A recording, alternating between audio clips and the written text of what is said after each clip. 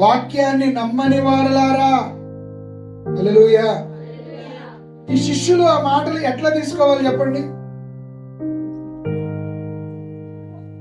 మీరే ఆ శిష్యులు ఉన్నారనుకో, ఏమవుతారు? నేను అవివేకినా, నేను మందమతినా? మీకు అర్థమవుతుందా విషయం?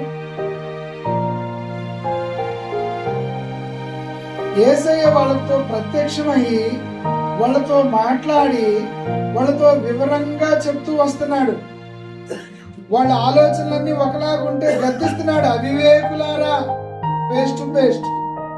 వాక్యాన్ని నమ్మని వారులారా, మందమతులారా. ఇంగ్లీష్ లో యు ఆర్ ద ఫూల్స్ అని ఉంటుంది అక్కడ. హల్లెలూయా. యేసయ్య ఇంటెన్షన్ ఏంటంటే స్పష్టంగా మృతుల్లో నుంచి లేస్తాడని ప్రవక్తల గ్రంథాల్లో రాయబడి కదా, అదే నేను మీతో చెప్పాను కదా.